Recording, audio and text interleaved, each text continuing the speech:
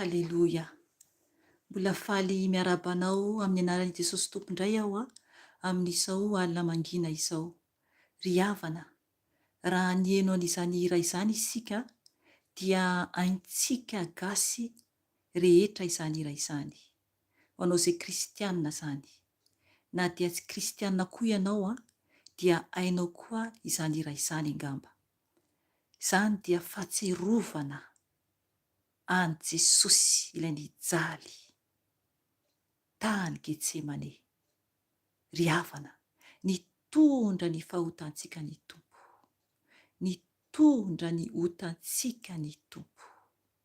Raha mihira isika izany hira izany dia aoka tsy ataontsika ho maivana izany. Satria tena zavatra tsy azo takaritsika mihitsy ny fahalehibiazan'i Jesosy ny amin'inana votany antsika. Ka noho izany ry hava malala ao amin'ny Tompo dia hiaraka hivavaka aloha isika.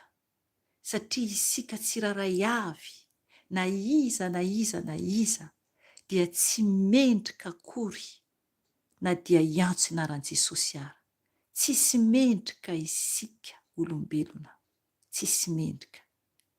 Ka alohany hiainony Tompo antsika satria araka ny tenin'Andriamanitra dia tsy miaino ny mpanota Andriamanitra.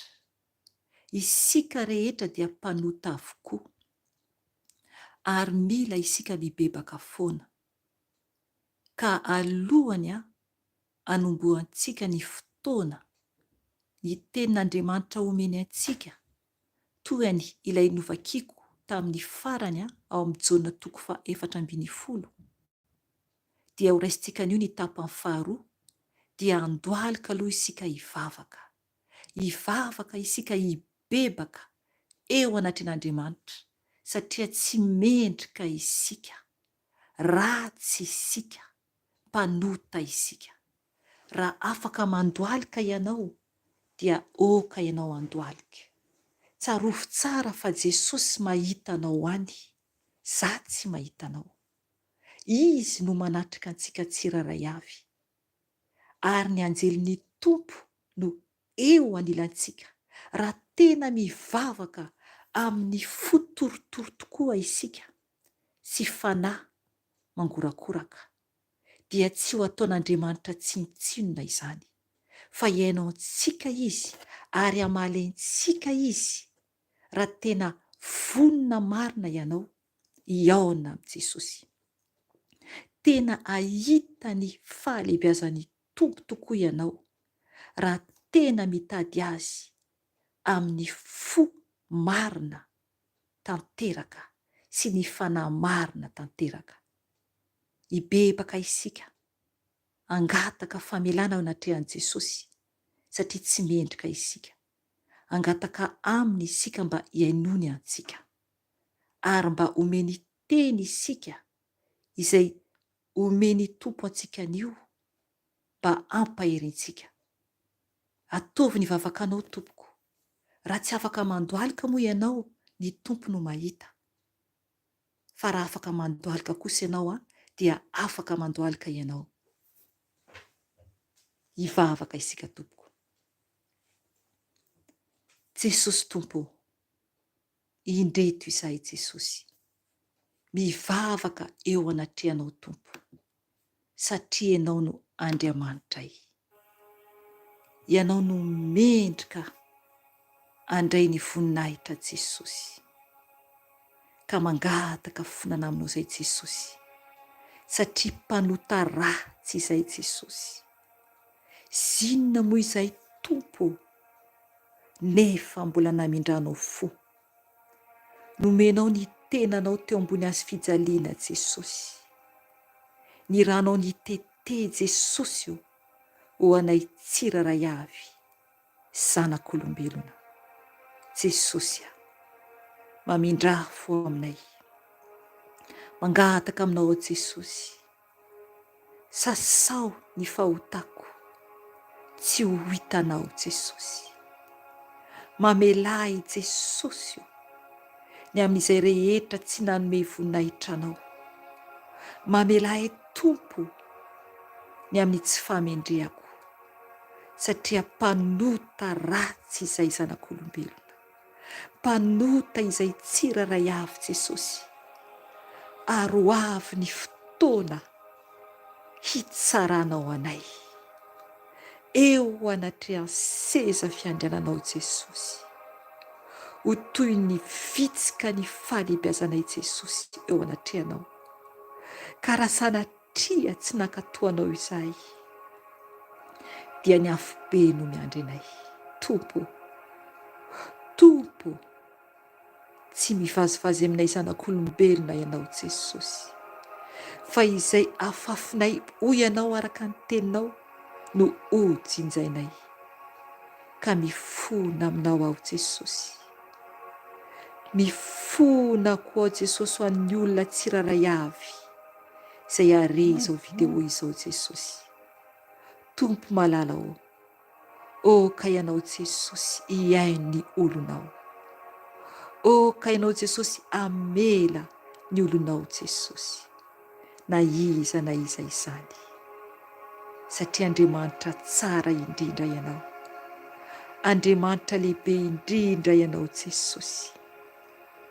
Tompo, sasao amin'ny rano soa ny fisainako, diovy ny fisainako Jesosy mba adio eo anatrehanao. Diovy amin'ny rano soa Jesosy ny masoko, mba adio Jesosy, mba tsy totitotika hijery zava-poana intsony Jesosy, fa hibanjina anao Jesosy. Diovy Jesosy ny sofoko, diovy ny sofoko Jesosy, ny amin'ny zavatra tsy mahasorehetra izay henoko Jesosy. Anio Jesosy, diovy ny sofoko Jesosy io. Okanao anadio ny sofoko amin'ny rano soa Jesosy. Anafaka Jesosy izay tsy anao anatin'ny sofoko Jesosy. Tompo malala ho ny vavako Jesosy. Vava tao fisaorana sy fiderana anao Jesosy, ary anambarana ny fahatsaranao. Tompo diovy ny vavako, ny amin'ny teny rehetra izay tsy sitrakao navoaka ny vavako Jesosy, dia mangataka fonana aminao aho. Diovy ny vavako Jesosy amin'ny rano soa, satria ianao Jesosy no mpanadio anay, mpanafaka anay ary mpamonjy anay Jesosy. Tompo, diovy ny foko Jesosy ho anam-pitiavana Jesosy. Diovy ny foko Jesosy hijery fahatsarana foana Jesosy. Na iza Tompo mibebaka aminao koa amin'izao ora sy fotoana izao. Okainao Jesosy anadio azy koa Jesosy. Diovy izay tsiraray avy Jesosy, fa mpanota izay, tsy mendrika izay Jesosy. Zinona moa izay Jesosy, nefa mbola tiavinao ihany. Mbola mindranao fo Jesosy, izay zanak'olombelona ratsy Jesosy.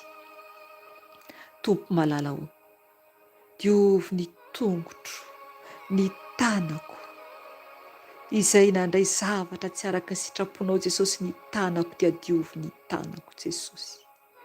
Diovy ny tongotro Jesosy raha nandeha tamin'ny toerana tsy nankasitrahanao Jesosy, na nanitsaka zavatra tsy araka ny sitraponao. Okanao Tompo anadio ny tongotro amin'ny rano soa Jesosy. Okanao anadio ny mpanomponao tsiraray avy izay mitaraina aminao amin'izao andro izao Jesosy, amin'izao ora izao. Diovy Jesosy ny tongotrany, satria mety nanitsaka fitaky ny fahavalo Jesosy. Diovy amin'ny ranao Jesosy. Ny ranao Jesosy no angatahako anadio anay tsiraray avy. Diovy izay Jesosy io. Sasao amin'ny ranao Jesosy. Sasao amin'ny ranao Jesosy, atsangano ny tananao, fa manadio anao Jesosy amin'ny rasoany. Sasao amin'ny ranao aho Jesosy. Sasao amin'ny ranao izay Jesosy. Ranao Jesosy. Ranao Jesosy, ny amelanao ny elokay Jesosy. Ranao Jesosy. Diovy amin'ny ranao Jesosy. Ranao Jesosy. Ranao Jesosy. Ranao Jesosy. Sasao amin'ny rano soa izay Jesosy. Ny lohanay ka hatramin'ny tongotra Jesosy. Ny rano sarobidy Jesosy. Ny rano sarobidy Jesosy. Ny rano sarobidy Jesosy. Isotro ny rano izay Jesosy. Ilay rano zanak'ondry latsaka tao Golgota. Ny ranao Jesosy nosotroko. Ny ranao Jesosy nosotroko, sotroiny rano Jesosy. Tsy mila maka zavatra hafa ianao hoe rano na zavatra hafa, fa ny tananao fotsiny ataonao pozy akaiky ny vavanao, satria ny rano Jesosy dia tsy hita maso. Ny fanahintsika no diovy amin'ny rany. Ny fanahintsika dia velona mandrakizay ny fanahy mba maty. Ka ataovy ny pozy amin'ny tananao misotro ny rano Jesosy. Ranao Jesosy nosotroko. Ranao Jesosy nosotroko, mitenena ianao fa ny Tompo miaino anao. Miaino anao ny Tompo raha tena miantso azy marina ianao. ka ianao ifantoka tsara amin'ny Jesosy amin'izao ora sy fotoana izao. Ny ranao Jesosy nosotroko, ny ranao Jesosy nosotroko, ny ranao Jesosy nosotroko, ny ranao Jesosy nosotroko, ny ranao Jesosy nosotroko. Diovy Jesosy ny taovako manontolo Jesosy ny ao anatiko. Dorana amin'ny ranao zany Jesosy tsy anao ato anatiko. Dorana amin'ny ranao Jesosy tsy anao ato anatiko. Ny aretina rehetra Jesosy ato anatiko dia dorana amin'ny ranao Jesosy.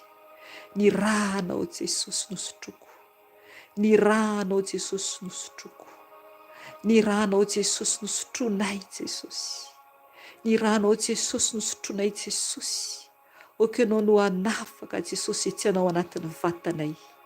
Oka ianao hanadio Jesosy tsy anao anatin'ny vatanay, anatin'ny tenanay, anatin'ny lamosinay.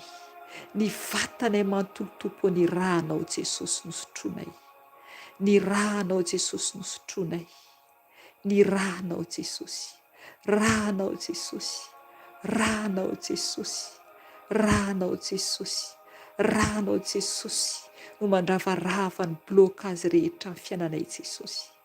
Ny ranao Jesosy no manapotika ny blokazy rehetra amin'ny fiainanay Jesosy. Ny ranao Jesosy, ny ranao Jesosy no mandory Jesosy izay tsy ho volenao anatin'ny tenanay, anatin'ny fanahinay.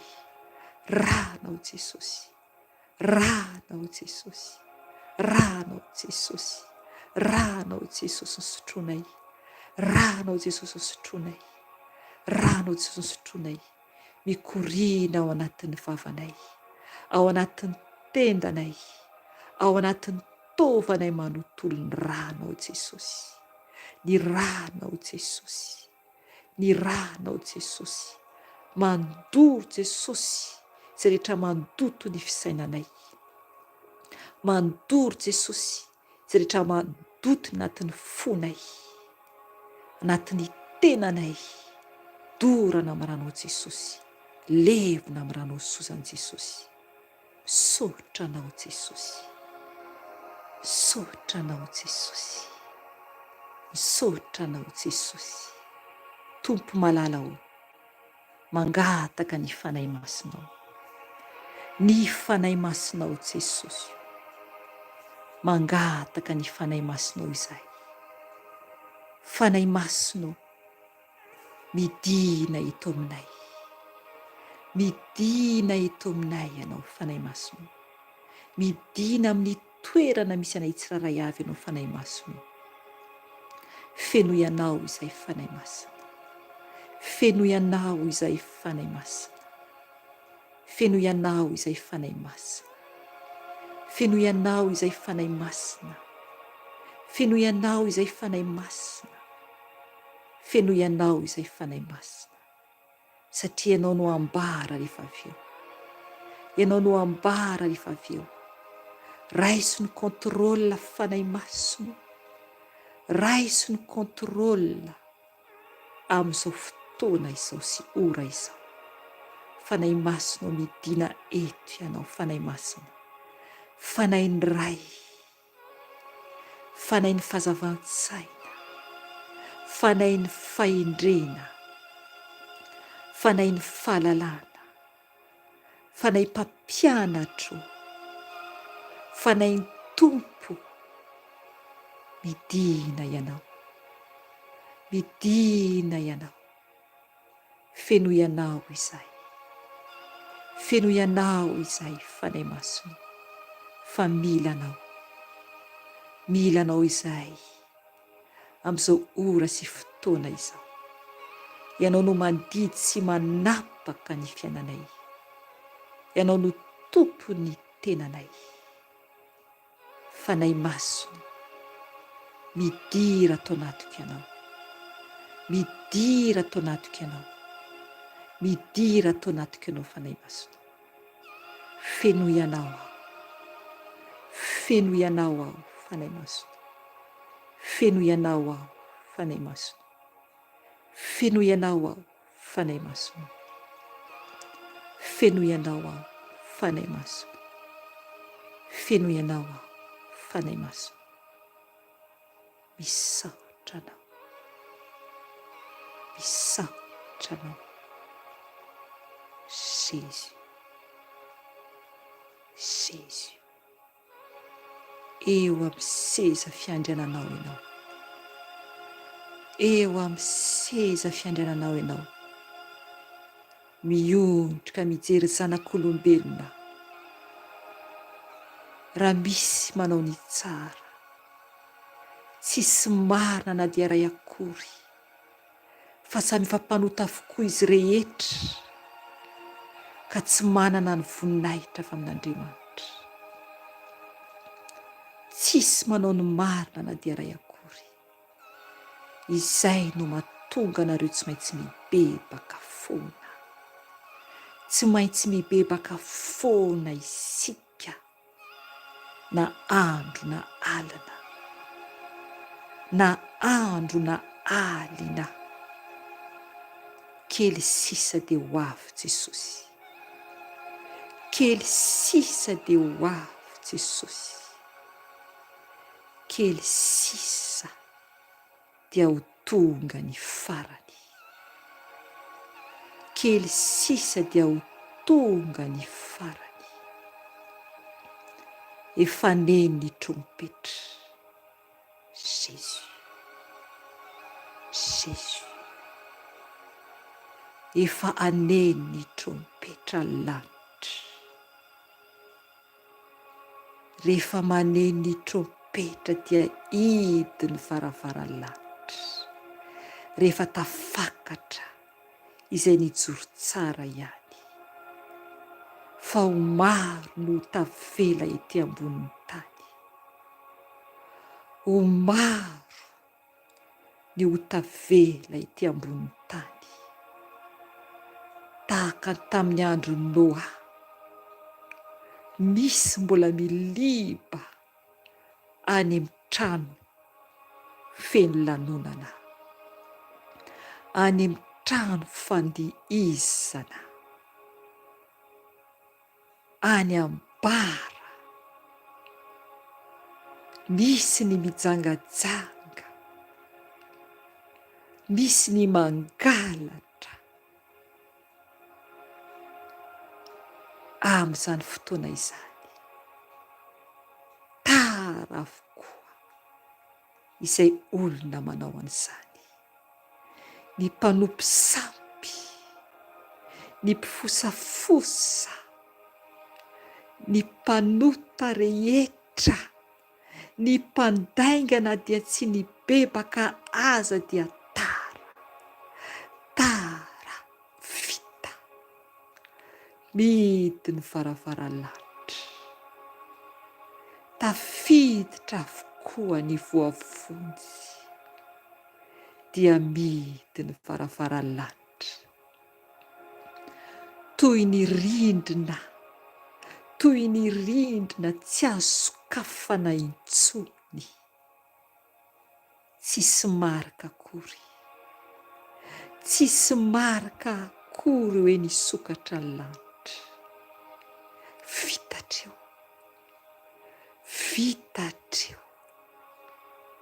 Mbola fotoana hibebahantsika izao. Mbola fotoana hiverenantsika amin'i Jesosy izao. Mbola tsy tara isika raha mbola manam-pofinaina. Maro ny efa any amin'ny afo be tompoko, maro dia maro. Maro ny efa mijaly, mibebary tompoko. Tohizo ny fibebahanao raha eo am-pandolehana ianao. Raha eny an-dalana ianao dia mibebao am-ponao, mandra-pahatonga any amin'ny toerana izay andehananao ka ahafahanao hibebaka. Na ny tranonao, na ny kabone ara ohatra, raha ho tonga any am-piasana ianao ka avy nanota ianao, dia mibeba aingana. Sao tapitra ny andronao, sao dia tapitra anio ihany ny andronao, ka ho very ianao raha avy nanota. Tsisy tsony ny famindram-po, raha voalasany amin'ny afobe tompoko, tsisy intsony, efa naseho an-tompo ahy olona maro anisa miraikitra amin'ny tany, amina sisiny ohatry ny tendrombohitra afobe izany, miraikitra ny vatan'izy ireo, izany hoe ny fanahiny mihitsy no miraikitra tsy afaka miala intsony any an-davaka any amin'ny afobe, toy ny fotaka, toy ny onaona,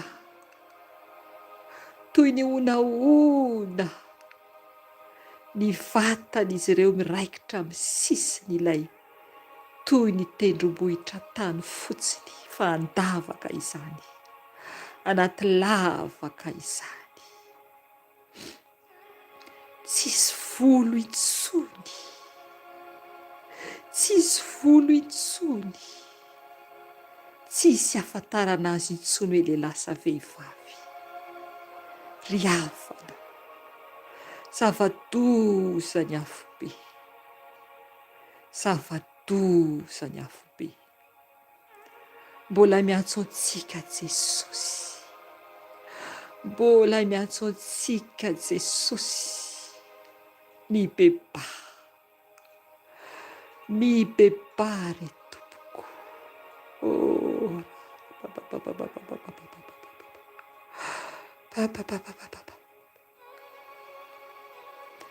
Mibebaha ry tompoko, mibebaha, teny mbola misokatra ny varavaran-lanitra, teny mbola misokatra ny varavaran'ny sambon'i Jesosy, toy ny sambon'i Noa.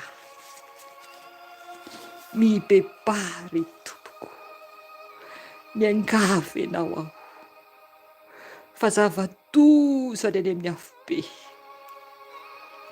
efa hitako Satana mandeha eto amin'ity tany iainantsika ity, afahatezerana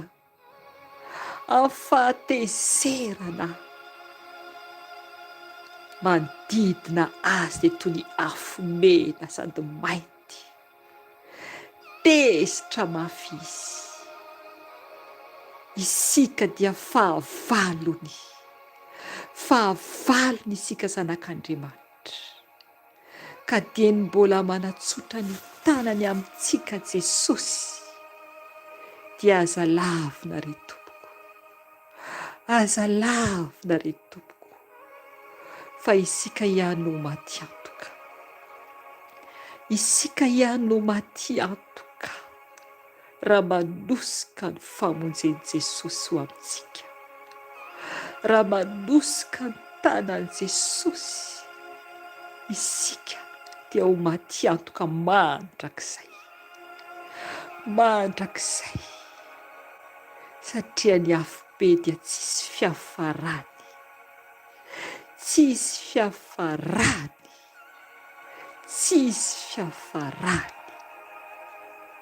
Ry hava malala miangavy ianao, mibebahy ianao, aza manamafy ny fonao,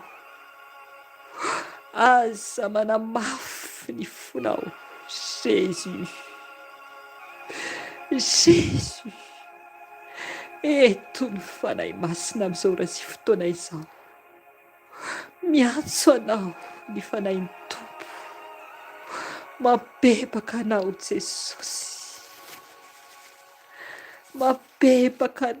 Jesosy, izy no ray be fitia, izy lehibe fitiavana, tsisy manana fitiavana lehibe mihoatra noho ny fitiavan'i Jesosy antsika olony, tsisy olona afaka hanome fitiavana mihoatra noho ny fitiavan'i Jesosy antsika. Niza olona tianao, Nizaniza olona tianao, na ny ankonanao ara, na ny zanaka naterakao ara, tianao ireo raha manataranaka ianao, na zafinao izany. Tianao koa vadinao raha manambady ianao, mipaita-po aminao, ray aman-dreninao, na ny olona mitaizanao raha tezainyolona ianao. Raha ohatra ka tokany irenenao tsy manakavana, dia izay olona namanao tianao, tsisy atakatra fitiavan'i Jesosy tompoko, tsisy. Ny ainy no natolony ho antsika, ny ainy no nomeny ho antsika. Miantsoantsika izy amin'izao fotoana izao. Kely sisa dia ho avy Jesosy. Efa vita fihavanana aminy venao, efa vita fihavanana aminy venao.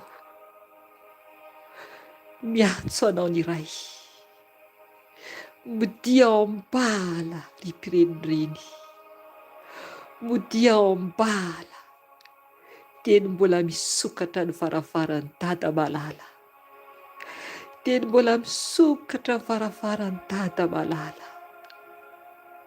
Modia ao ambala, tsy hanakifoka anao izy, tsy hanakifoka anao izy raha mibebaka marina ianao.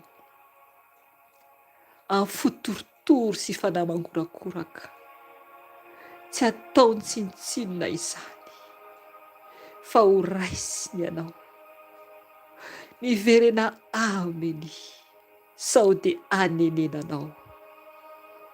Zao ora farany izao, efa maro ny mijaly any amin'ny afobe tompoko, efa maro ny mijaly any amin'ny afobe.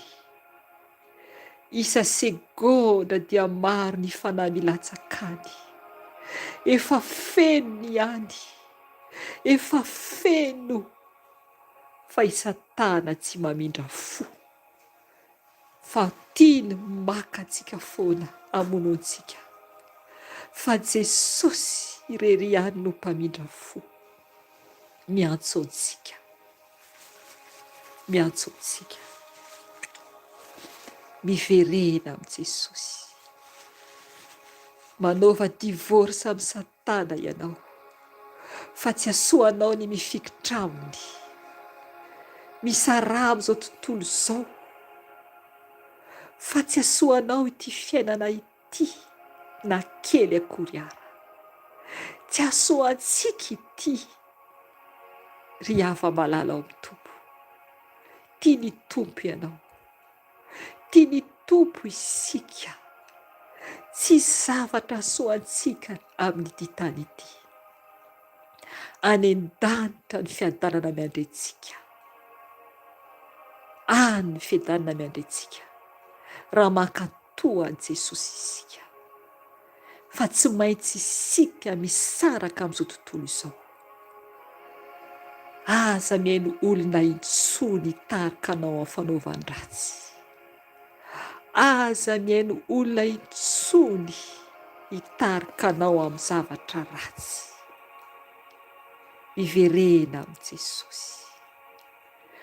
Oka ianao ahanda izay olona mitarika anao anao ratsy, lavo, mijoroa, na dia mbola tanora aza ianao, na dia mbola tanora aza ianao, na ny ray aman-dreninao ara no mitarika anao amin'ny ratsy, na ny vadinao ara, na ny zanakao ara, na ny namanao ara, na iza dia lavo, lavo, vonjeo ny fanahinao, mandosira ny faharatsiana, aza mipetapetaka faharatsiana, fa ho very ny fanahinao, ho very ny fanahinao raha manaraka faharatsiana ianao,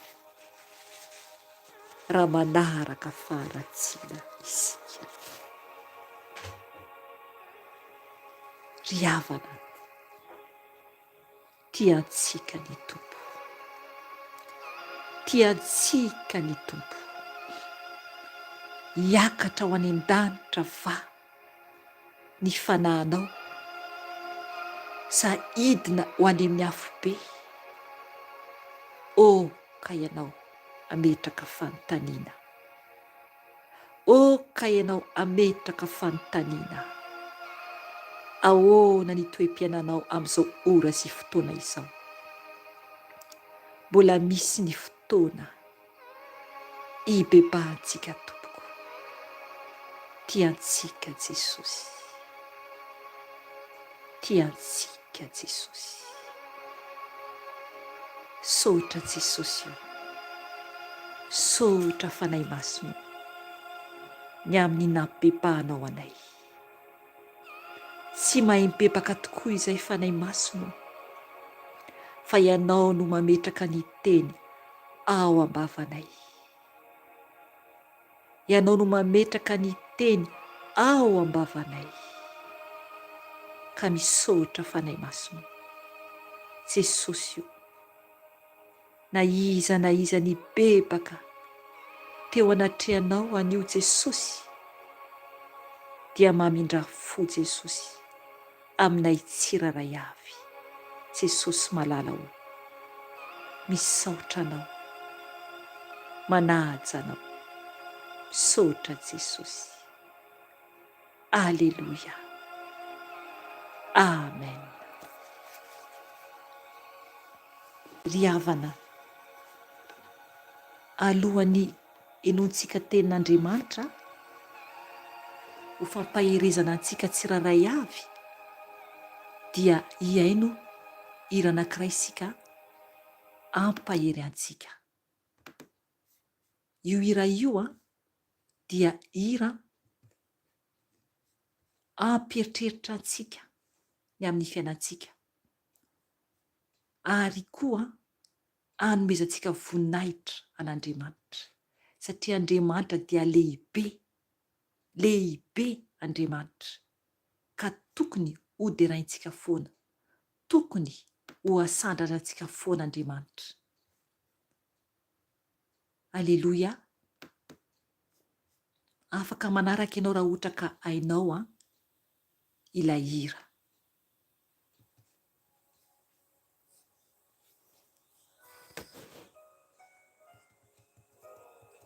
Aleluia.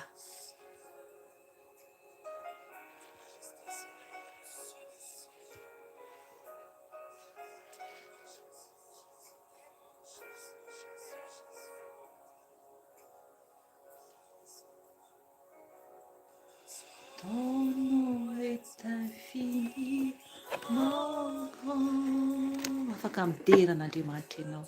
Ton est infini, mon grand. Sa majesté s'élève au-dessus des cieux. Que ton nom est infini, mon grand.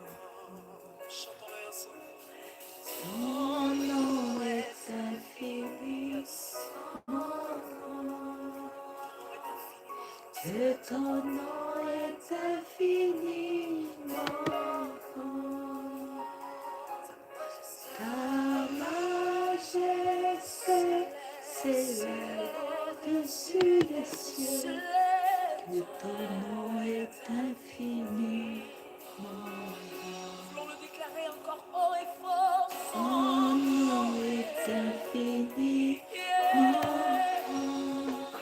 Son nom c'est l'infini qui m'a sauvé. Ta majesté s'élève au-dessus des cieux. Que ton nom est infini, mon grand. Ton nom Ton nom est infini, mon grand. ce nom qui guérit. Que ton nom est infini, mon grand. Ta majesté s'élève que ton nom est infiniment grand. Oh Dieu,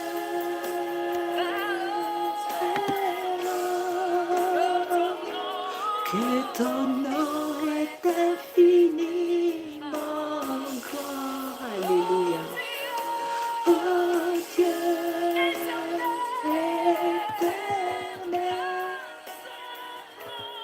que ton nom est infiniment grand. Alléluia. Oh Dieu très haut, que ton nom est infiniment grand. Oh Dieu éternel, que ton nom est infiniment grand. Ta majesté s'élève au-dessus des cieux, que ton nom est infiniment grand. Majesté au-dessus des cieux, que ton nom est infiniment grand. Oh Dieu très haut, que ton nom est infiniment grand. Alléluia. Oh Dieu éternel, que ton nom est infiniment grand. Ta majesté s'élève au-dessus des cieux, que ton nom est infiniment grand. Ta majesté s'élève au-dessus des cieux, que ton nom est infiniment grand.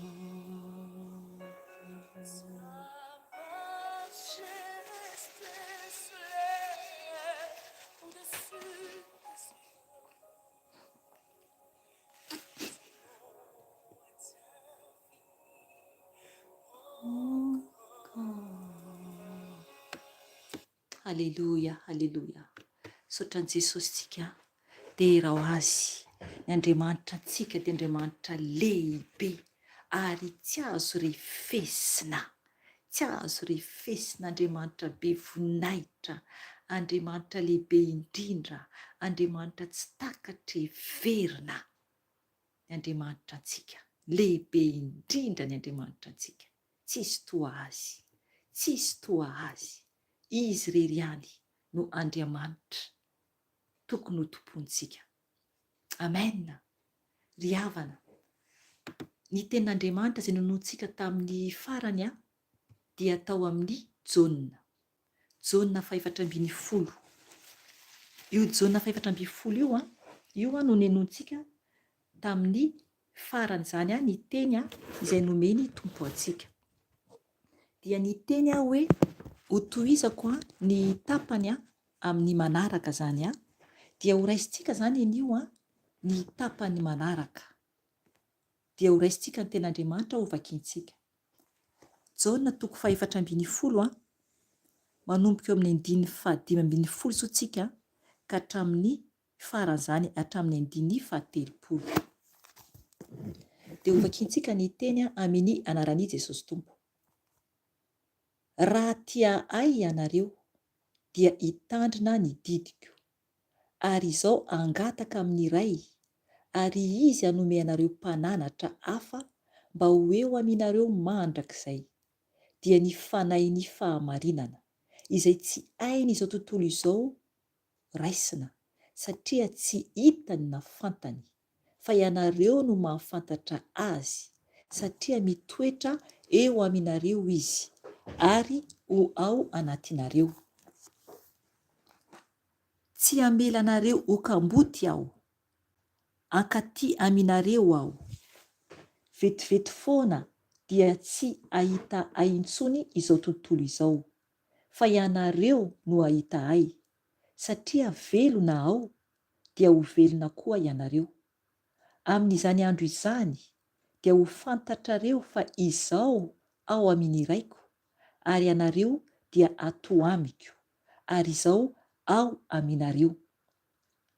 Izay manana ny didiko ka mitandrina izany dia izy no tia ahy, ary izay tia ahy no tiany raiko, ary izao ho tia azy ka iseho aminy. Hoy Jodasy tsy Iskariota taminy: Tompoko, nahoana no aminay ihany no isehoanao, fa tsy amin'izao tontolo izao koa? Dia namaly azy Jesosy hoe: raha misy tia ahy dia hitandrina ny teniko izy, ary ny raiko ho tia azy, ary akao aminy izahay ka hanorina fonenana ao aminy. Izay tsy tia ahy dia tsy mitandrina ny teniko, ary ny teny izay renareo dia tsy ahy fa andray izay naniraka ahy. Izany teny izany dia efa voalazako taminareo, raha mbola mitoetra eto aminareo aho. Fa ny mpananatra dia ny fanahy masina, izay iray ny iray amin'ny anarako, izy no ampianatra anareo ny zavatra rehetra sy ampahatsiaro anareo ny zavatra rehetra izay nolazaiko taminareo. Fiadanana no avelako ho anareo, ny fiadanako no omeko anareo. Tsy tahaka ny fanomen'izao tontolo izao no fanomeko anareo. Aza mangorohoro na matahotra ny fonareo. Efa renareo fa nilaza taminareo aho hoe andeha aho, nefa ho avy aminareo indray raha tia ahy anareo. Dia ho faly satria makany amin'ny iray aho, fa ny iray dia lehibe noho izao. Ary ankehitriny efa nilaza taminareo aho, dia tsy mbola tonga izany mba inoanareo rehefa tonga. Tsy ilaza zavatra maro aminareo intsony aho, fa avy ny andriana n'izao tontolo izao, nefa tsy manana na inona ato amiko izy. Fa mba ho fantatra izao tontolo izao fa tiako ny iray, ary araka izay nandidiany iray ahy dia izany no ataoko. Mitsangana andeha isika hiala eto. Amen. Ry havana, io teny io dia tenin'i Jesosy tamin'ireo mpianany. Tamin'ny alohan'izao video zao isika, alohan'ity video anankiray taontsika zao ty, dia nitondra ny amin'ny Jaona 4:12 ka hatramin'ny 4:10 ao. Nanambara Jesosy ilay niteny izy nampahery ny mpianatrany, ilay hoe aza mangorohoro ny fonareo. Nampitony ny mpianatra zany Jesosy mba tsy ho ketraka amin'ny fon'ny mpianatra. Isika mihitsy koa ny tenen'ny Tompo tamin'iny raha natadidy anareo. Izy mihitsy zany no mampahery antsika. Izy Tompo Andriamanitra antsika mihitsy no mampahery antsika. Anio zany isika rehefa avy nampaherezin Jesosy tsika tamin'ny hoe lasa izy dia anamboatra trano ho antsika. Aleluia, aleluia. Ho antsika izay zanany, izay tena mijoro tsara ihany. Ny mpianatra tsina no teneniny. Zay ny teny resantsika teto tamin'ny teo aloha zany. Dia anio zany isika anambara amintsika ny Tompo araka ny teneniko tery am-piandohana ny amin'ny mpananatra, dia ny fanahy masina. Eto amintsika ny tompoko ny fanahy masina. Ny fanahy masina no ny ray ho aty amintsika no efa lasa Jesosy. Indraindray tsika tsy mahatsapa ny fahalehibiazan'ny fanahy masina, nefa ny fanahy masina rehefa avy mandray an Jesosy isika, dia rehefa vita batisa amin'ny ranobe dia manao batisantsika amin'ny fanahy masina ny Tompo. Manao batisantsika amin'ny fanahy masina ny tompo. Misy olona sasany na dia mbola tsy vita batisa amin'ny rano ara, fa efa niona tamin'i Jesosy, tonga Jesosy niona taminy dia indraindray tonga dia ny tompo ihany no mametraka sady ny fanahy masina ao anatin'ny olona anankiray ary tonga dia tsy maintsy atao batisa iny olona iny satria ny fanahy masina ao anatiny efa miasa sahady, efa manomboka miteny aminy izany ny fanahy masina. Satria ilay olona efa nodiovin' Jesosy. Jesosy mihitsy ny nanadio. Ry havana tsara Jesosy. Ary Jesosy dia velona. Andriamanitra velona.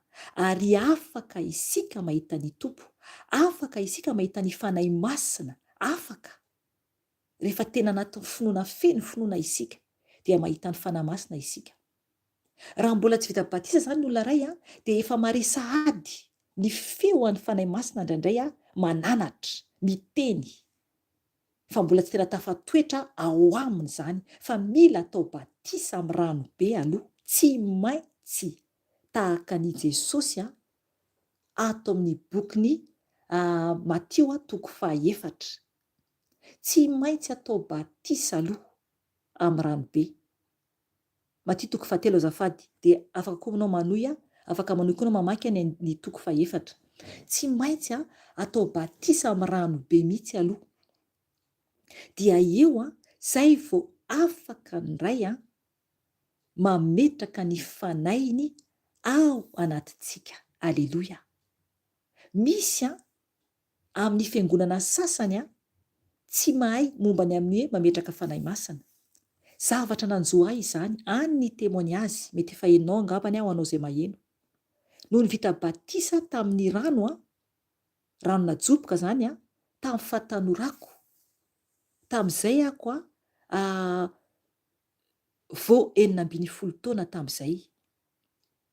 Dia amin'ny fiangonana misy anay tsy mametraka fanahy masina izany, tsy mangataka fanahy masina izany, fa ajoboka ataony batisa dia vita dia izay. Fa noho efa tatiako aty ampitan-dranomasina izany zay zany vao tena hoe nahatsapa noho efa nifoazin'i Jesosy. Efa taona maro izany natongavako taty izy fa nahatsapa izany ako afaka inonao tantaram-piainako. Dia tamin'izay fotoana izay no tonga nanao batisa tamin'ny fanahy masina, tonga tamiko batisa fanahy masina izany. Tena hoe andro mangatsiaka en hiver nefany tena ohatran'ny rano mangotraka nararaka tamin'ny lohako hatramin'ny tongotro. Fa tsy may akory fa tena fanana be, tsisy toa izany. Tsisy toy izany. Aleloia, aleloia. Satria zay za vao tena nahatsapa ny fahadisoako ary nahatsapa hoe ay mila batisa ny fanahy masina. Dia tena nangataka tamin'ny tompo mihitsy ahako. Eniko foana ny fanahy masina tarinan' za vita batisa tamin'ny rano be. Eniko izy miteny izany fa mbola tsy tafatoetra tao aminahako. Eniko miteny fanahy masina fa mbola tsy tena hoe ao anatiko tanteraka. Dia mananatra ahy miteny amiko fa ny fiainako dia mbola tena maloto nanala baraka an'i Jesosy. Fa noho efa nataony batisa tamin'ny fanahy masina ako dia tena niova tanteraka. Ary teo moa ny témoignage maro be dia maro be afaka inonao anao izay mbola tsy naheno fa nahitan'i Jesosy tanatin'ny nofy ako izy teny amin'ny rano alanitra. Teo ihany koa ny tompo amin'ny endrin'ny fahazavana tonga tato an-trano nanao opération anahako. Teo ihany koa ny tompo niteny tamiko, eniko feo tato an-trano za après un accident. Maro zany mirakla ataon'i Jesosy, maro dia tena maro. Ary koa amin'ireo ankohonako izany. Ry havana, tiantsika Jesosy, tiantsika izy. Anandratra ny fanahy masintsika anio satria izy io ary tena hoe personne. Tena hoe izy eo mihitsy ny fanahy masina rehefa tena manaiky azy isika.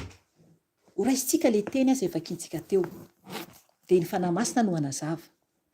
Raisitsika amin'ny 9:20 dia izay itsaharany no ijanonako kely hanazavan'ny fanahy masina azy. Raha tia ay ianareo, averiko kely aloha ho vakiako amin'ny anaran'i Jesosy Tompo. Tsy maintsy tenenina foana hoe amin'ny anaran'i Jesosy satria azy ny teny. Azy ny teny dia tsy maintsy atao amin'ny anarany. Ovakiko ny teny amin'ny anarany Jesosy Tompo. Raha tia ay ianareo dia hitandrina ny didiko, ary izao angataka amin'ny iray, ary izy anome anareo mpananatra hafa mba ho eo aminareo mandrakizay.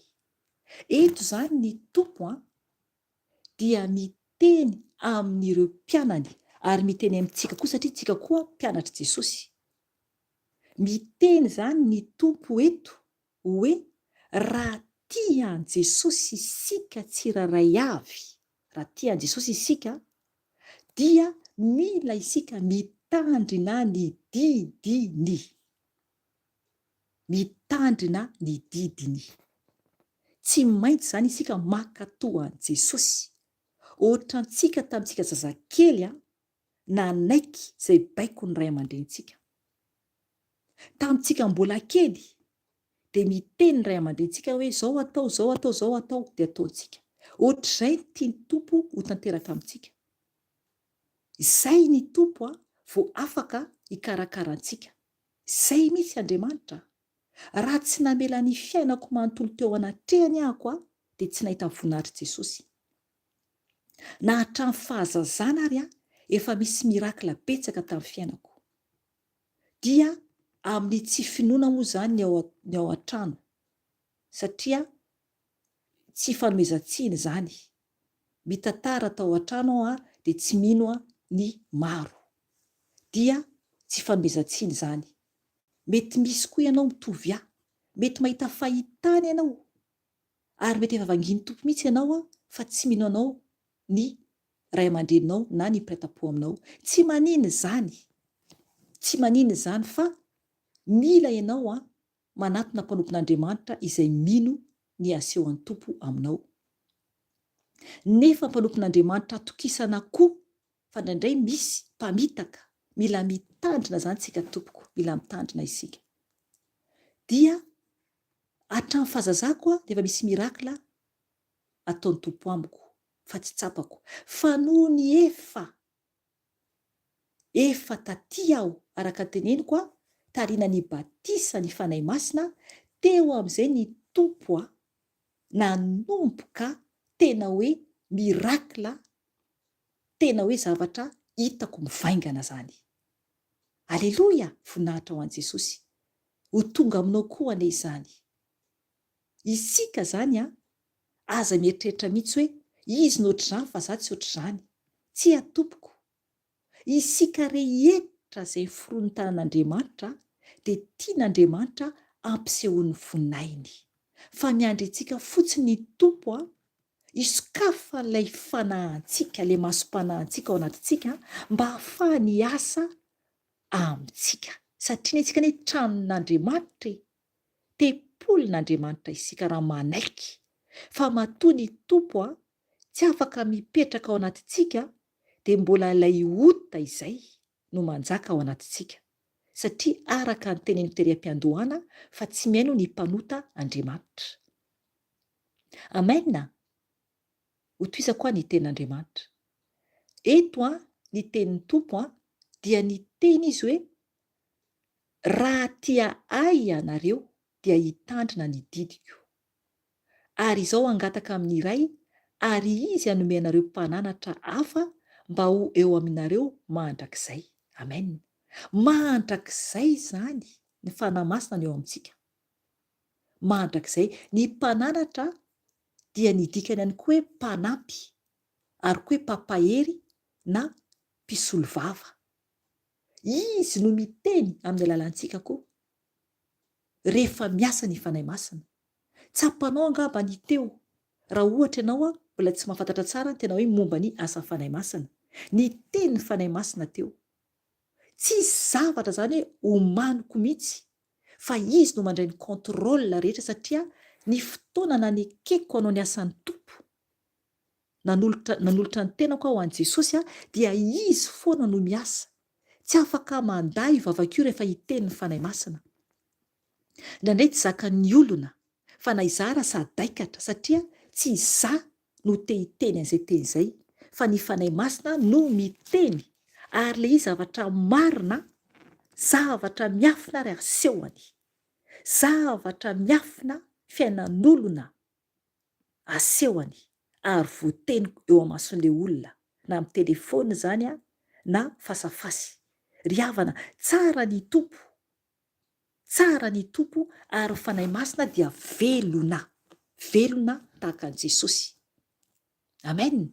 Jesosy zany niakatra nakany an-danitra dia ny mpananatra zany fanahy masina zany no eto amintsika, ary Jesosy mihitsy no nangataka amin'ny ray mba hanomezany ray antsika ny fanahy masina. Zany hoe isika isam-batan'olona tsy maintsy zany isika isam-batan'olona no manaiky an' Jesosy. Zay Jesosy vao afaka hanome ny fanahiny masina ho antsika. Zay izy vao mangataka amin'ny ray. Fa raha ohatra ka hoe mieritreritra zany ny olona anankiray hoe mahazo fanahy masina iny olona iny dia angataka aminy ako na hoe angalako kely ny azy, tsy atompoko. Ireo mpianatra Jesosy tao amin'ny chambre haute ary amin'ny bokin'ny Asan'ny Apôstôly raha tadidinareo tamin'ny andron'ny Pentecote, zareo niandra ny fanahy masina dia izy tsiraray avy no nilatsahany fanahy masina. Zany hoe samy nahazo ny anjarany izany, fa tsy hoe kory hoe mba angalako kely ny famezam-pahasoavana anao, angalako kely ny fanahy masina aminao. Tsy azo ataovan'izay le izy, fa ny tompo no mametraka amin'ny olona tsiraray avy isam-batan'olona ny fanahiny. Ny ray mihitsy zany, ny ray no Jesosy no mangataka amin'ny ray, dia ny ray no manome. Raha tsy mangataka amin'ny ray Jesosy ho antsika, raha mbola hitany hoe mbola hoe tsy manaraka ny didintsika, raha tsy vita batisa amin'ny ranobe tahaka anazy, satria izy tadidio tsara, vita batisa tamin'ny ranobe izy dia tonga ny fanahy masina nidina tahaka ny voromailala, dia tsy maintsy antsika manaraka ny didiny. Amen. Tsy maintsy tompoko manaraka ny didiny isika. Tsy azontsika ovaovaina na amboarimboarina ny tenin'Andriamanitra, fa tena loza ny anjoantsika verany amin'ny hafobe raha amboarintsika hoe rano kely amin'ny loha fotsiny dia efa vita. Aiza no misy an'izay verse izay? Aiza? Jesosy tsy natao batisa amin'ny rano kely amin'ny loha, rano najoboka ao amin'ireny rano Jordana, fa tsy rano kely amin'ny loha. Oka tena hoe ho teny marina no ambarantsika mpilaza tenin'Andriamanitra. Oka tsy amboarina ilay baiboly, fa na litera ray ary dia anadinan'Andriamanitra antsika tsiraray avy olona manam-pofinaina io. Amen.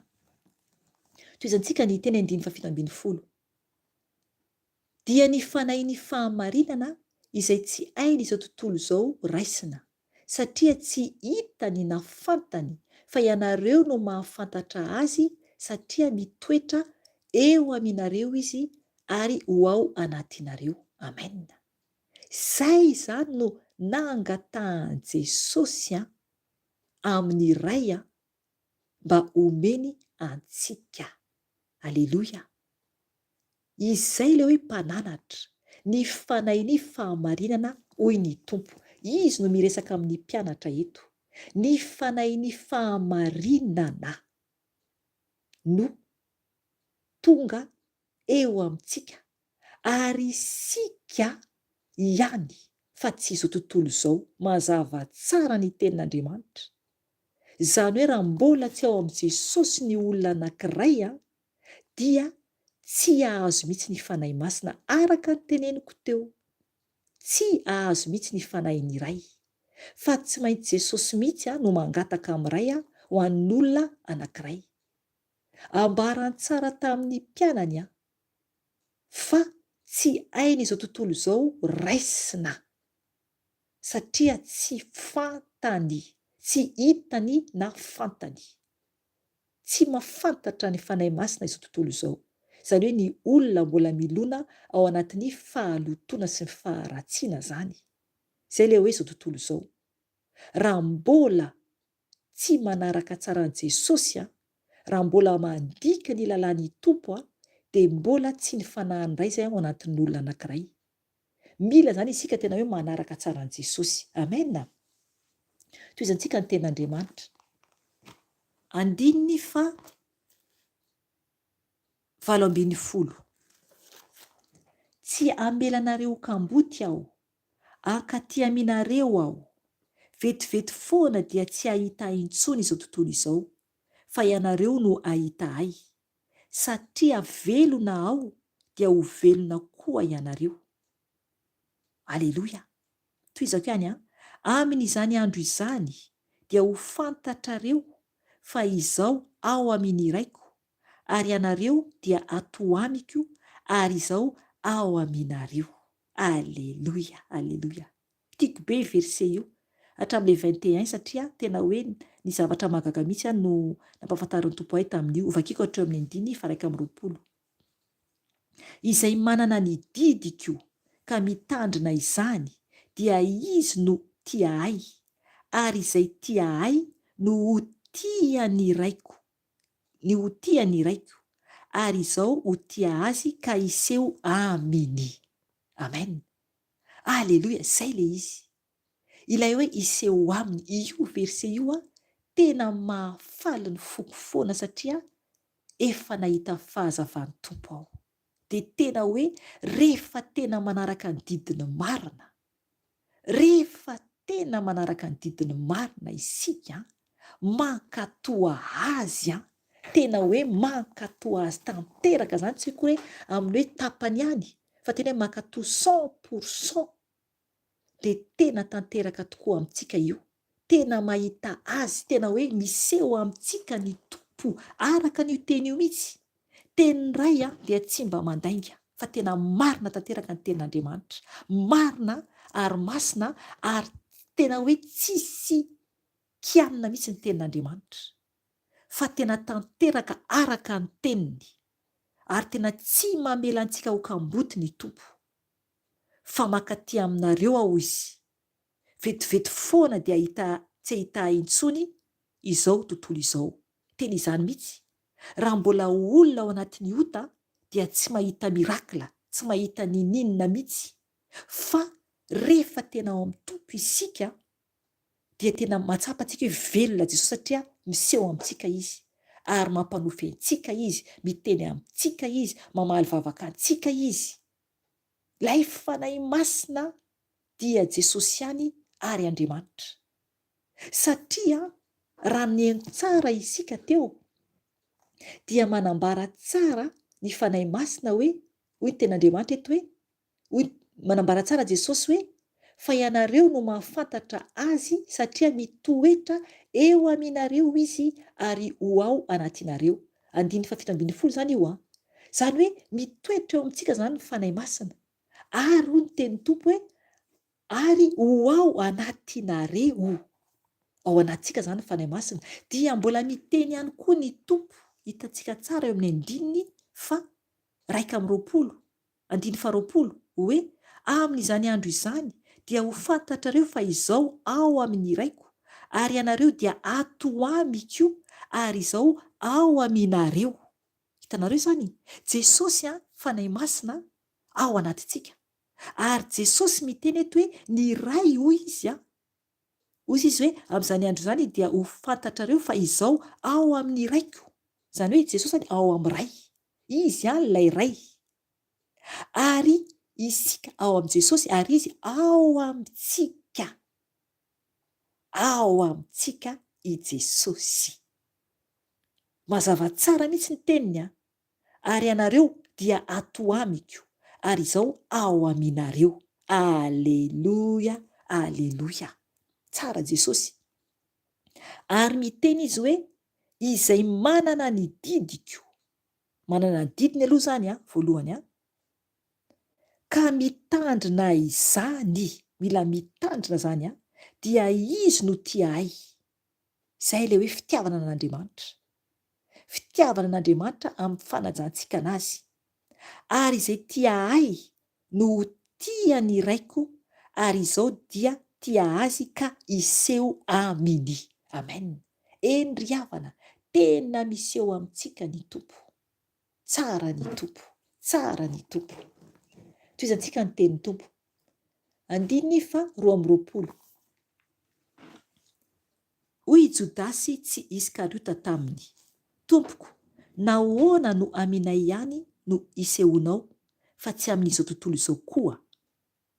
Dia namaly azy Jesosy hoe: raha misy tia ahy, dia hitandrina ny teniko izy, ary ny raiko ho tia azy, ary akao aminy izahay ka anorina fonenana ao aminy. Amen.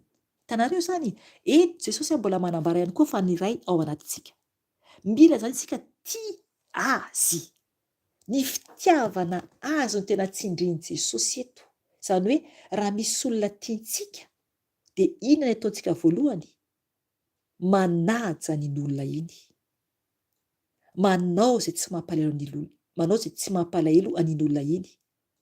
Ny fitiavantsika olona ray dia mitandrina mafy isika mba tsy hisy olana amin'ilay olona.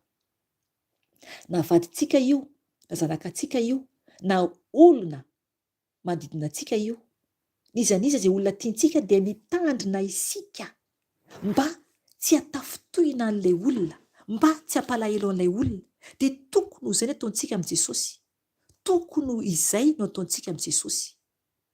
Satria ny Tompo dia miteny mihitsy fa tokony tsika tena hoe hitandrina ny teniny, hanaja azy, ny teniny dia tokony tena hoe ataontsika fiainana mihitsy ny tenin'i Jesosy. Jerevy ny fantanian'i Jodasy tsy Iskariota teto. Nanontany izy hoe nahoana no aminay ihany no isehonao, fa tsy amin'izao tontolo izao koa? Normal raha tsy miseho amin'izao tontolo izao Jesosy, satria tsy azy, satria mbola maloto ary tsy afaka mihaino ny mpanota ny Tompo. Izy dia Andriamanitra masina ary tsy misy toa azy, tsisy peta fahotana any amin'iray. Izay no mahatonga an Jesosy tsy ahita azy mihitsy isika raha sanatrika manota, satria any amin'ny elo ny hafarany. Any amin'ny elo ny hafarantsika raha manota isika, dia tsy ahita ny tavan'Andriamanitra fa any amin'ny elo mandrakizay. Fa raha mitandrina ny didiny isika, mankatoa azy isika, manaraka ny teny isika, dia ahita azy ary hiadana any an-danitra. Satria ny Tompo dia masina, satria mila isika ny anatin'ny fahamasinana sy ny fahamarinana. Tsy afaka isika hiditra lanitra raha tsy masina tanteraka. Masina tanteraka. Misy ny olona miteny hoe ay ka tsy mety masina mihitsy. Tsy Tompoko, tsy maintsy masina isika. Ahoana no tsy mety masina? Satria mbola tian'ilay ota ianao. Mbola tian'ilay ota ianao. Mifikitra amin'ilay ota ianao. Ny zavatra miseho dia isika olona atao hoe efa zanak'Andriamanitra no mangalatahaka an'izao tontolo izao. Isika zany no mangalatahaka izay olon'ny Satana. À la place no contraire. Tokony olona izao tontolo izao no miezaka manao ohatra antsika anatin'ny fahamasinana sy ny fahamarinana. Fa ny zava-doza, olona na dia mpivavaka be ara, mandeha ny am-piangonana, dia mbola manao fitafiana ihany izao tontolo izao, ohatran'izao tontolo izao. Tsy fantatra intsony hoe ity an'Andriamanitra na ity an'izao tontolo izao. Dia tsy ho lasa ny an-danitra mihitsy, satria mbola misabaka, mbola mifikitra ny tany nefa ny te-hiditra any an-danitra. Tsy maintsy avelanao ny anankiray. Jesosy tsy manery antsika, fa isika mandray ny vokany izay ataontsika ihany. Mandray ny vokany izay ataontsika ihany. Zava-doza anie Tompoko e, zava-doza. Ka mila tena mitandrina isika. Toizantsika ny tenin'Andriamanitra. 2:17. Hoy ny tenin'ny Tompo amin'ny 2:17 teo io, averiko kely vakiana. Namaly azy Jesosy hoe raha misy tia ahy dia hitandrina ny teniko izy ary ny raiko ho tia azy ary hankao aminy izahay ka hanorina fonenana ao aminy. Amen. Tena ny iray mihitsy ange no anatintsika ary Jesosy ary fanahy masina. Tsika tena mila hoe masina. Izay ilay hoe hitoeran'ny fanahy masina. Satria ny iray Jesosy no mangataka amin'iray ny fanahy masina mba ho ao amintsika. Dia izy telo no ao anatintsika. Rehefa tena masina isika.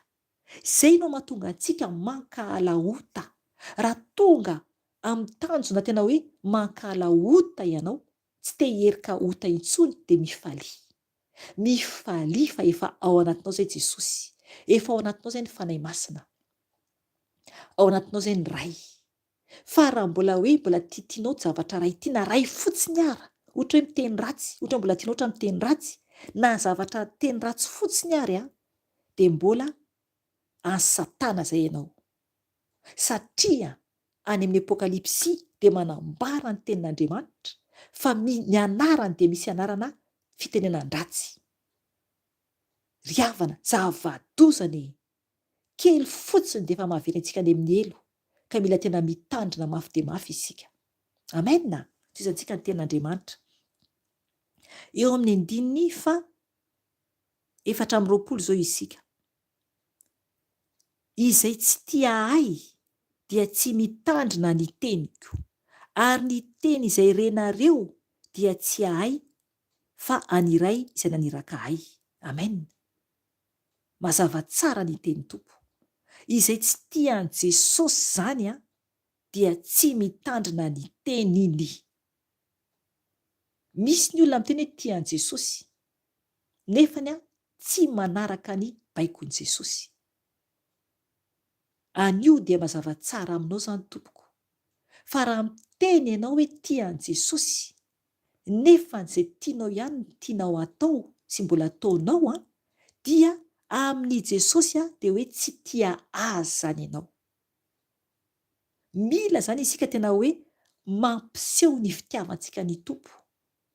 Tsy mila deraderana manolina izany. Fa ny Tompo no ilaintsika sitraka. Satria izy no hitsarantsika.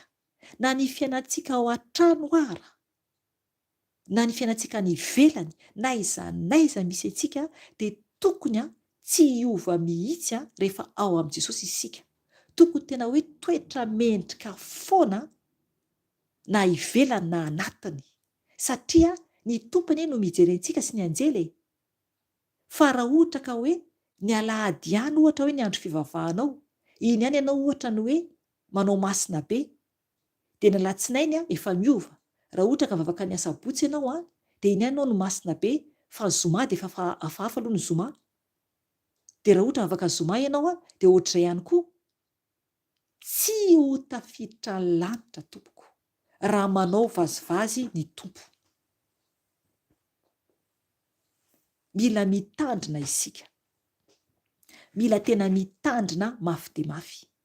Satria ny Tompo dia tena sarom-piaro amin'ny fahamasinany sy ny fahamarinany ary izy mahita ny takona rehetra. Izy mahita ny takona tsy hita maso. Misy ny olona matahotra mpitondra fivavahana. Nefa ny mpitondra fivavahana iny tsy mahita ny ao anatin'ny rindrina efatra izay hipetrahanao. Na any amin'ny toeran-kafa izay zavatra ataonao any. Fa Jesosy dia mahita anao, mahita antsika 24/24. Satria ny iray no namorona antsika.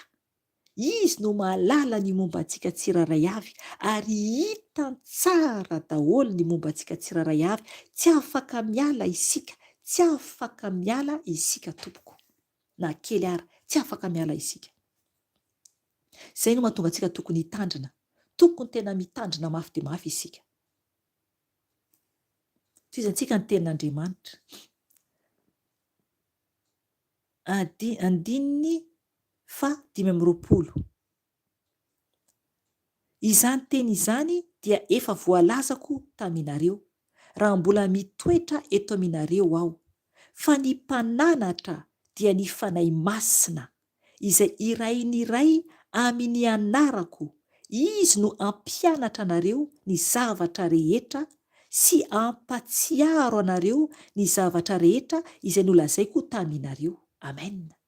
Mazava tsara ny tenin'Andriamanitra. Mazava tsara ny tenin'i Jesosy. Nambarany mihitsy eto fa ny fanahy masina no mpananatra.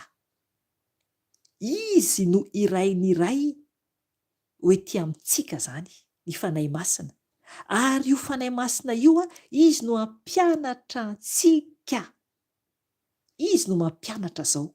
Za vavakio dia miteny fotsiny fa izy no mandray ny kontrola. Tsisy taratasy eto alohako hoe soratra fa izy no miteny. Dia izay teneniny no ambarako. Avao amin'ny tratra ao, avao amin'ny fo no mivoaka fa tsy avao anatin'ny saina. Avao amin'ny fo ao no mivoaka ny teny fanahy masina fa tsy ao anatin'ny loha, tsy amboarimboarina anatin'ny saina. Eto ny teny tompo dia mazava tsara mihitsy ny teneniny fa ny fanahy masina no mampianatra antsika izany. Ary ny zavatra rehetra dia ampatsiarovany izany antsika. Mampatsiaro antsika zany izy. Izay no lazainy tompo zany. Izany hoe ity tenin'Andriamanitra ity, satria ny antsika zany ity tenin'Andriamanitra ity zao. Ny teny rehetra atao anatin'ny baiboly ity dia ny fanahy masina mampatsiaro antsika. Izay mihitsy ny ataony. Tena ataony mihitsy izay. Rehefa miteny izy, rehefa mivavaka ako indraindray, dia indraindray izy tonga dia miteny verset anatin'ny lohako ao. Na ohatra ny an-dalana na ato an-trano ary dia misy verset omeny. Ohatr'izay ny ataony. Ary ohatra ka mampanofo koa satria izy indraindray no mitondra mampiseho ny any amin'ny afo be, mampiseho amin'ny toerana hafa sotr'izany. Izy mampiseho zavatra miafina zany. Dia arahany verset foana iny. Rehefa tonga ny maraina ka manontany hoe inona fanahy masina tianao ambara amin'ny indra, ohatra ka tsy mazava aminah ilay nofy, dia tonga dia ambarany hoe zao ny verset. Ohatra ny témoignage nataoko farany teo momba ny amin'ilay mpira ilay Johnny Hallyday, naseho an-tompo ay mihitsy. Afo be ne izany. Afo be. Afo be zany no misy azy. Mazava tsara ilay nofy. Satria ny tarehany lehilahy afo ny ao anatin'ny tarehany. Raha ny aino témoignage ianao. Lehilahy afo ny anatin'ny tarehany. Ary hita hoe mijaly izy. Ary ny teny nomeny fanahy masina dia tena nazava tsara ny teny nomeny vao ny fo ao. Hoe any ny afo tsy mety maty. Ohatr'izay zavatra ny teneniny. Any ny afo tsy mety maty. Riavana. Zava-doza. Zava-doza ny zavatra miandry ny tsiraray avy raha tsy mibebaka. Afo be tompoko. Amen. Toy izantsika ny tenin'Andriamanitra. Andininy 7:20. Fiadanana no avelako ho anareo. Ny fiadanako no omeko anareo. Tsy tahaka ny fanomen'izao tontolo izao no fanomeko anareo. Aza mangorohorona matahotra ny fonareo. Efa renareo fa nilaza taminareo aho.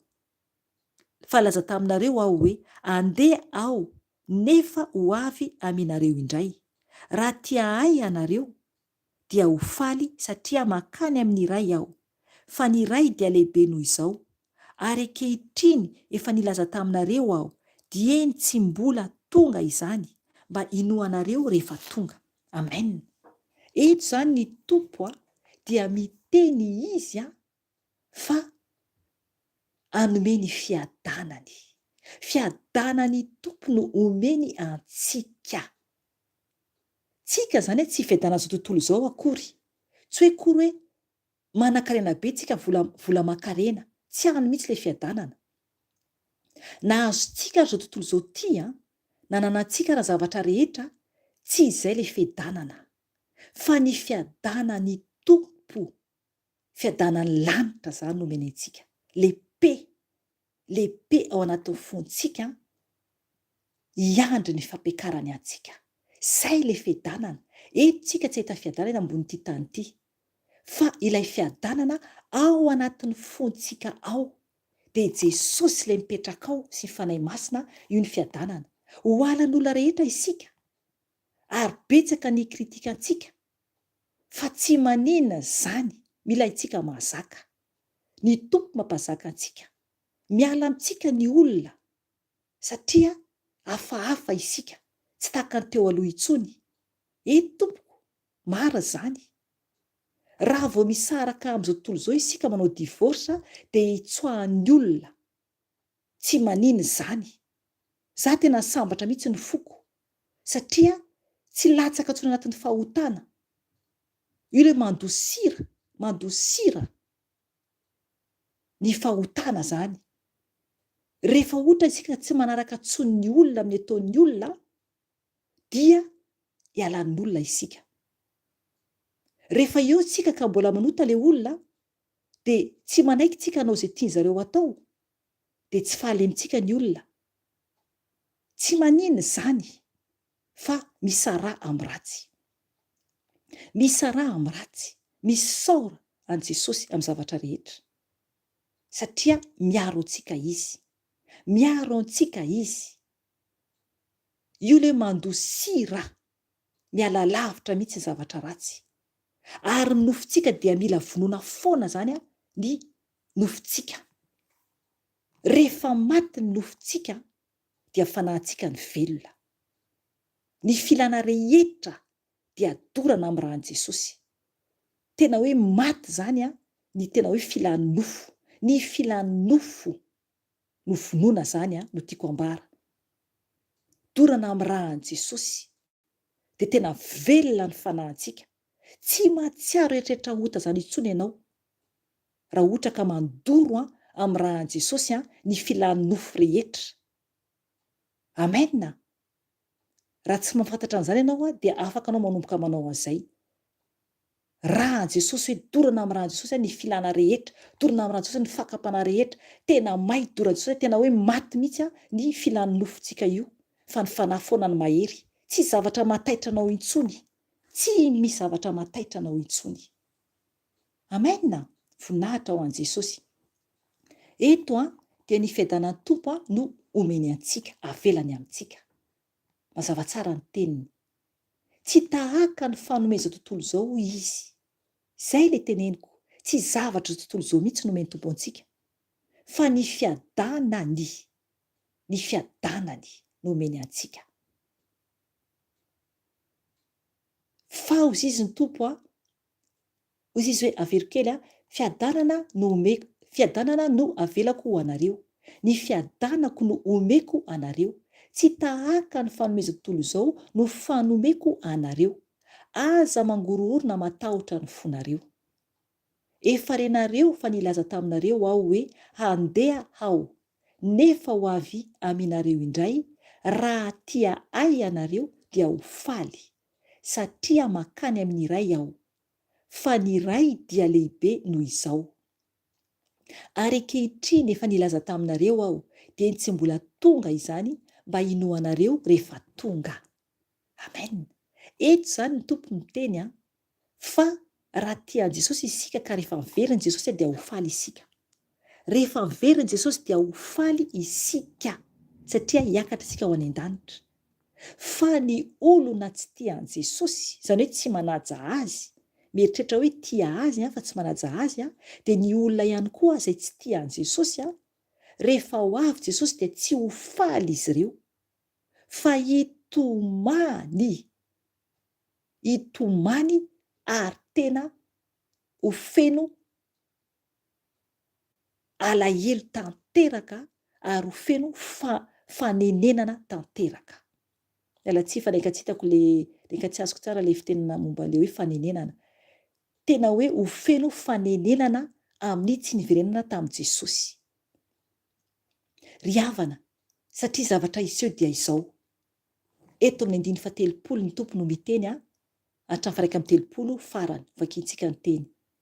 Tsy ilaza zavatra maro aminareo intsony aho, fa avy ny andriana an'izao tontolo izao, nefa tsy manana na inona ato amiko izy. Fa mba ho fantatra izao tontolo izao fa tiako ny iray, ary araka izay nandidiany iray ahy dia izany no hataoko. mitsangana andeha isika hiala eto. Amen. Eto zany ny tompo dia ny teny fa ho avy zany Satana.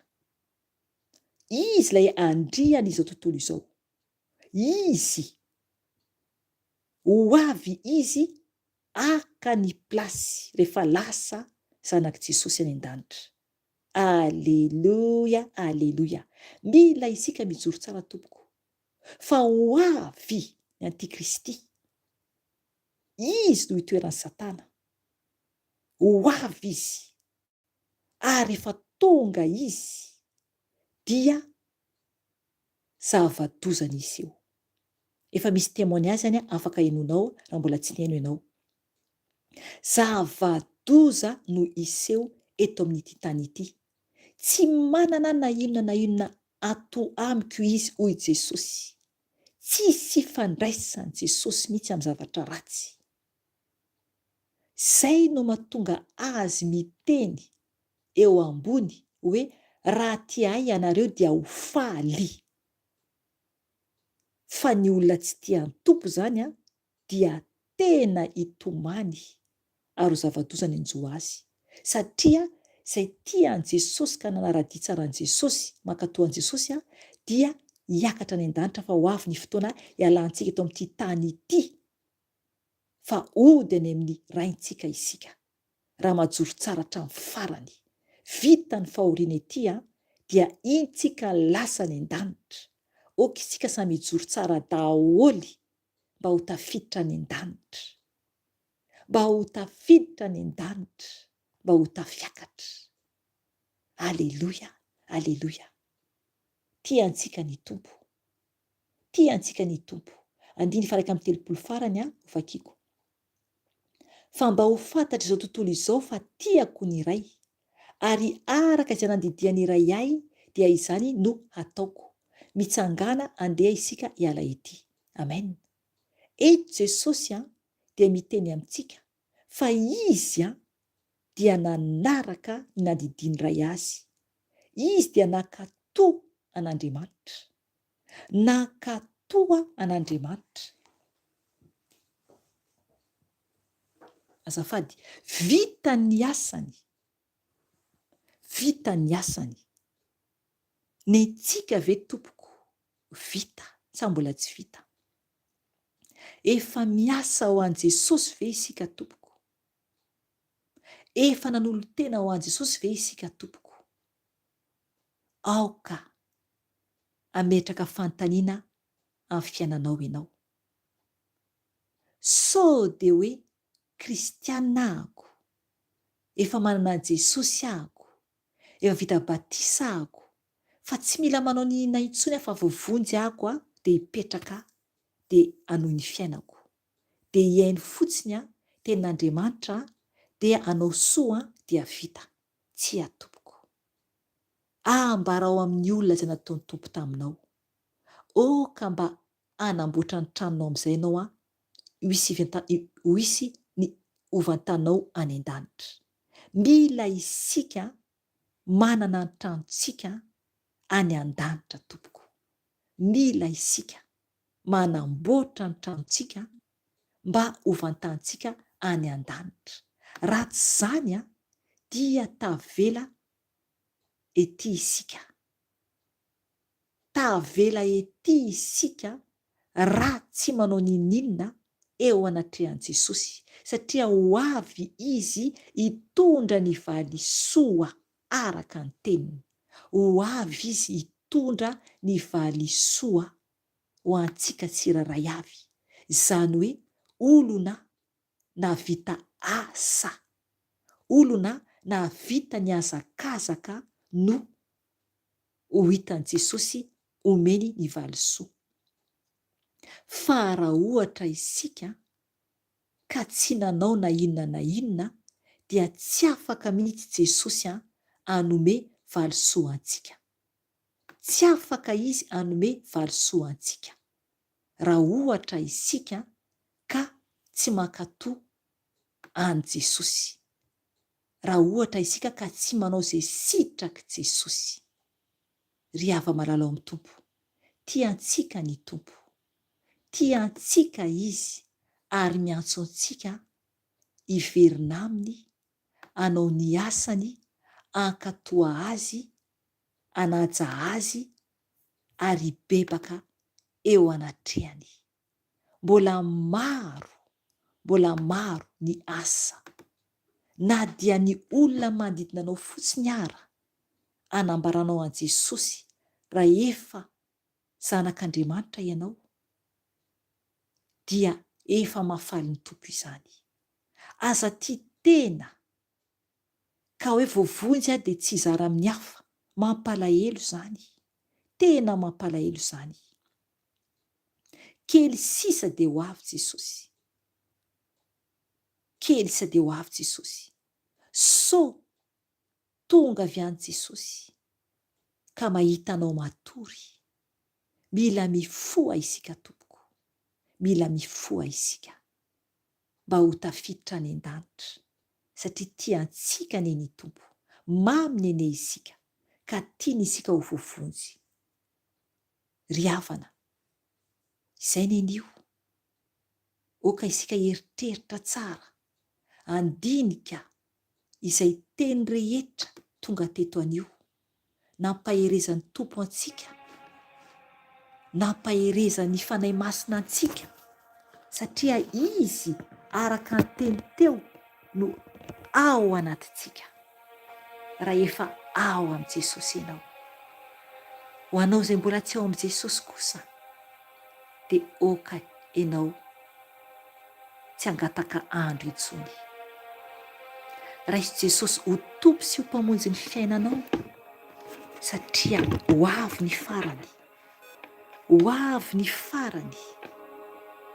Kely tsy dia vita ity tany ity, ka so sanatria ka very ny fanahinao. Miverena amin'i Jesosy tompoko, dia mbola misy ny fotoana fa tiantsika ny tompo, tiantsika ny tompo. Vavaka isika maranantsika izao fotoana izao, mba ho voninahitran'Andriamanitra irery ihany. Vavaka isika tompoko. Jesosy malala ho, misaotra anao, mankasitraka feno Jesosy aho, mankasitraka feno ny amin'ny toky sy ny fampaherezana izay nomenao anay, ny amin'ny hevinao Jesosy hakanay olonao, ny amin'ny trano amboarinao anay any an-danitra Jesosy. Tsisy olombelona manao toy izany aminay Jesosy, manolotra ny tenany ho anay, maty ho anay. Tsisy olombelona Jesosy mahavita an'izany aminay Jesosy, fa ianao tompo no nanolotra ny tenanao ho an'izao tontolo izao, ho an'izao tontolo izao Jesosy. Sotra Jesosy, sotra Jesosy eo ny amin'ny fitiavanao. Maminay ianao Jesosy, maminay ianao Jesosy, satria tsisy toanao Jesosy. Sotra ny amin'ny fikarakaranao anay tsiraray avy, isambatan'olona eran-tany Jesosy, zay zanakao. Sotra tompo, satria mihevitra mahasoa anay tokoa ianao isanandro, ary manome izay sahaza ao anay ianao. Mamela anay ianao amin'ny tsy famendreanay Jesosy, ary mikarakaranay foana ianao. Sotra Jesosy manamboatra anay, manapatapaka izay tsy anao anatinay Jesosy, manadio anay Jesosy, kolokolo anay Jesosy. Sotra, sotra ny amin'ny fanahy masinao, sotra fanahy masina malala ho, sotra fanahy masinao, fa ianao dia mpananatra anay tokoa, ianao dia mampianatra anay tokoa. Sotra ny amin'ny teny, ny fampianarana izay nomenao teo fanahy masinao, fa nahazo fampaherezana izahay, nahazo fampaherezana izahay, ka velombelona ny fanahinay, velombelona ny fanahy ato anatinay.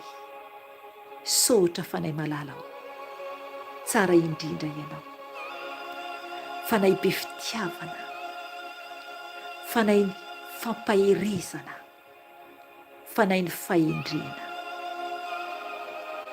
fanahy maminay ianao. Sotra fanahy masina, sotranao, mideranao izahay telo fahiray, mideranao izay Jesosy, mandra-patapitra fofinainay Jesosy io, mamindra fo amin'ny olonao tsiraray avy eran-tany izay nibebaka taminao ary ny mbola hibebaka ihany koa raha vao vita izao vavaka izao, na rehefa misy fotoana izy ireo ka hiverina hibebaka aminao Jesosy, dia aoka ianao Tompo hiaino any an-danitra Jesosy, ka amela ny elony Tompo Jesosy io. Toroy ny lalanao Jesosy, toroy ny lalana Jesosy, lalana makany aminao Tompo izay mbola tsy mahita ny lalana Jesosy. Foazy Jesosy izay mbola matory, foazy Jesosy izay mbola matory ara-panahy Tompo, satria efa kely tsy dia ho avy ianao.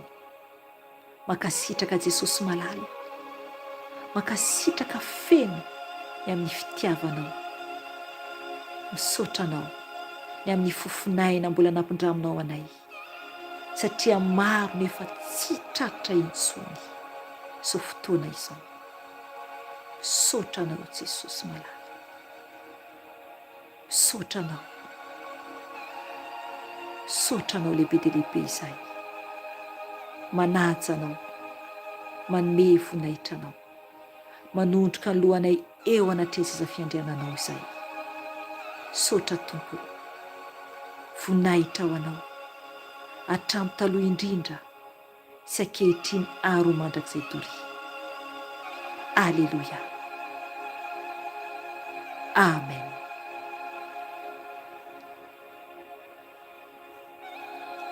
Izay tompoko ny fotoanantsika anio dia manao velomanao anaran'i Jesosy aho mahereza tompoko. Amin'ny manaraka indray tsika miverina eto mivavaka mba hahery isika tsiraray avy raha mbola misy ny fotoana omeny Jesosy. Amen. Veloma tompoko.